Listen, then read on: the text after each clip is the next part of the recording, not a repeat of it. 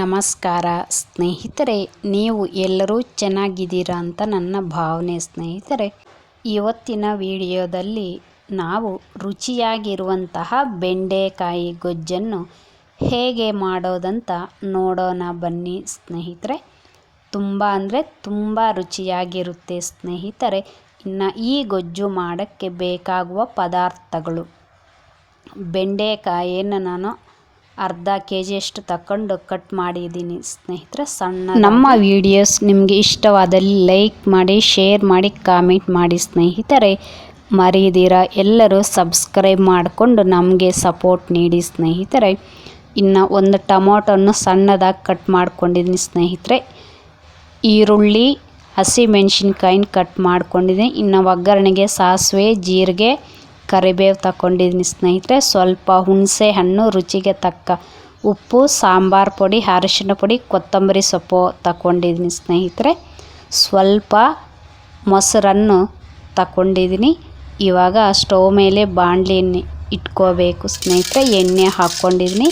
ಎಣ್ಣೆ ಬಿಸಿ ಆಗಿದೆ ಸ್ನೇಹಿತರೆ. ಬಿಸಿಯಾದ ಎಣ್ಣೆಗೆ ಉದ್ದಿನಬೇಳೆ ಸೇರಿಸ್ಕೋಬೇಕು. ಸ್ವಲ್ಪ ಮೆಂತ್ಯ, 2 ಒಣಮೆಣಸಿನ್ಕಾಯಿ ಸೇರಿಸ್ಕೊಂಡು ಕೆಂಪಗೆ ಆಗೋಕ್ಕೆ ಬಿಡಿ ಸ್ನೇಹಿತರೆ. ಇವಾಗ ನಾವು ಕಟ್ ಮಾಡಿಕೊಂಡಿರೋ ಹಸಿ ಮೆಣಸಿನ್ಕಾಯಿ, ಈರುಳ್ಳಿಯನ್ನು ಒಗ್ಗರಣೆಗೆ ಸೇರಿಸ್ಕೋಬೇಕು ಸ್ನೇಹಿತರೆ. ಇದು ಸ್ವಲ್ಪ ಬೇಯಿಸ್ಕೊಂಡಿದ ನಂತರ ನಾನು ಸಾಸಿವೆ, ಜೀರಿಗೆ ಸೇರಿಸ್ಕೊತಾ ಇದ್ದೀನಿ. ಯಾಕಂದರೆ ಸಿಡಿಯಲ್ಲ ಸ್ನೇಹಿತರೆ, ಆ ಥರ ಸೇರಿಸ್ಕೊಂಡ್ರೆ.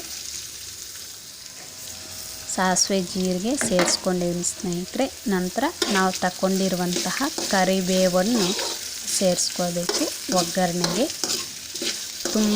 ತುಂಬ ರುಚಿಯಾಗಿರುತ್ತೆ ಸ್ನೇಹಿತರೆ. ನೀವು ಒಂದ್ಸಲ ಹೀಗೆ ಮಾಡೋಕ್ಕೆ ಪ್ರಯತ್ನ ಮಾಡಿ. ಒಗ್ಗರಣೆ ಸ್ವಲ್ಪ ಬೇಯಿಸ್ಕೋಬೇಕು ಸ್ನೇಹಿತರೆ. ಸ್ವಲ್ಪ ಕೆಂಪಗೆ ಆಗೋ ತನಕ ನಾವು ಒಗ್ಗರಣೆಯನ್ನು ಬೇಯಿಸ್ಕೋಬೇಕು.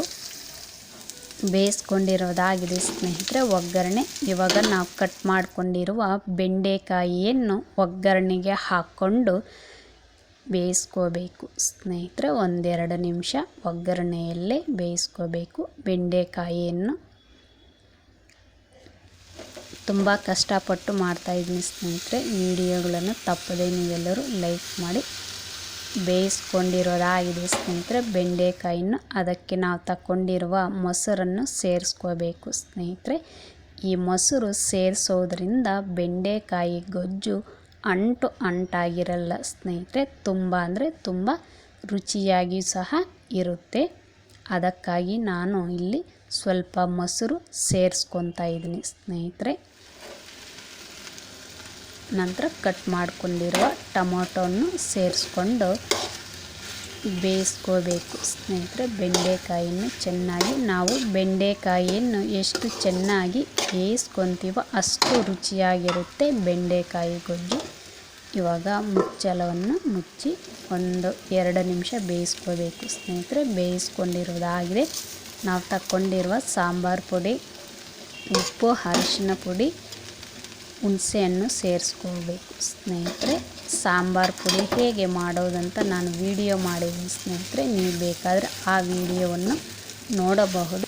ಇವಾಗ ಬೆಂಡೆಕಾಯಿ ನಾವು ಹಾಕ್ಕೊಂಡಿರೋ ಮಸಾಲೆಯನ್ನು ಸೇರಿಸ್ಕೊಂಡು ಒಂದು ಸಲ ಕಳಿಸ್ಕೋಬೇಕು ಸ್ನೇಹಿತರೆ. ಬೆಂಡೆಕಾಯಿ ಗೊಜ್ಜಿಗೆ ಇವಾಗ ನಾವು ನೀರನ್ನು ಸೇರಿಸ್ಕೋಬೇಕು ಸ್ನೇಹಿತರೆ.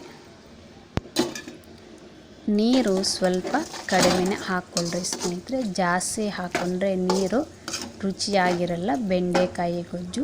ಬೆಂಡೆಕಾಯಿಗೆ ಸಮನಾಗಿ ನೀರು ಹಾಕ್ಕೋಬೇಕು ಸ್ನೇಹಿತರೆ. ಆ ಥರ ಹಾಕ್ಕೊಂಡ್ರೆ ಸರೋಗುತ್ತೆ ಗೊಜ್ಜಿಗೆ. ಇನ್ನು ಕುದಿಯೋಕ್ಕೆ ಬಿಡಿ ಸ್ನೇಹಿತರೆ. ಮುಚ್ಚಳವನ್ನು ಮುಚ್ಚಿ ನೋಡಿ ಸ್ನೇಹಿತರೆ, ಬೆಂಡೆಕಾಯಿ ಗೊಜ್ಜು ಕುದೀತಾ ಇದೆ. ತುಂಬ ರುಚಿಯಾಗಿರುತ್ತೆ ಸ್ನೇಹಿತರೆ. ಹೀಗೆ ನೀವು ಒಂದು ಸಲ ಮಾಡೋಕ್ಕೆ ಪ್ರಯತ್ನ ಮಾಡಿ ಸ್ನೇಹಿತರೆ. ನಂದು ಟ್ರೈಪ್ಯಾಡ್ ಮುರಿದೋಗಿದೆ ಸ್ನೇಹಿತರೆ. ಅದಕ್ಕೆ ವಿಡಿಯೋಸು ಸ್ವಲ್ಪ ಅಲಗಾಡ್ತಾ ಇದೆ, ಕ್ಷಮಿಸಿ. ಇದು ಸ್ವಲ್ಪ ಹೊತ್ತು ಕುದಿಬೇಕು ಸ್ನೇಹಿತರೆ. 1-2-3 ನಿಮಿಷ. ಬೆಂಡೆಕಾಯಿ ಗೊಜ್ಜು ರೆಡಿಯಾಗಿದೆ ಸ್ನೇಹಿತರೆ. ಇನ್ನು ಕೊನೆಯದಾಗಿ ಸ್ವಲ್ಪ ಕೊತ್ತಂಬರಿ ಸೊಪ್ಪನ್ನು ಸೇರಿಸ್ಕೊಂಡು ಕಳಿಸ್ಕೋಬೇಕು ಸ್ನೇಹಿತರೆ. ನಾವು ಮಾಡಿದಂತಹ ಬೆಂಡೆಕಾಯಿ ಗೊಜ್ಜು ರೆಡಿಯಾಗಿದೆ ಸ್ನೇಹಿತರೆ. ನಾನು ಒಂದು ಚಿಕ್ಕ ಬಟ್ಲಿಗೆ ಸೇರಿಸ್ಕೊತಾ ಇದ್ದೀನಿ. ಈ ವಿಡಿಯೋ ನಿಮ್ಗೆ ಇಷ್ಟವಾದಲ್ಲಿ ಲೈಕ್ ಮಾಡಿ, ಕಾಮೆಂಟ್ ಮಾಡಿ, ಶೇರ್ ಮಾಡಿ, ತಪ್ಪದಿರ ಸಬ್ಸ್ಕ್ರೈಬ್ ಮಾಡ್ಕೊಳ್ಳಿ ಸ್ನೇಹಿತರೆ. ಈ ವಿಡಿಯೋವನ್ನು ನೋಡಿದ್ದಕ್ಕಾಗಿ ಎಲ್ಲರಿಗೂ ಧನ್ಯವಾದಗಳು. ನಾವು ಮತ್ತೊಂದು ವಿಡಿಯೋದೊಂದಿಗೆ ಭೇಟಿ ಆಗೋಣ ಸ್ನೇಹಿತರೆ. ಈ ವಿಡಿಯೋವನ್ನು ನೋಡಿದ್ದಕ್ಕಾಗಿ ಎಲ್ಲರಿಗೂ ಧನ್ಯವಾದಗಳು ಸ್ನೇಹಿತರೆ. ಮತ್ತೊಮ್ಮೆ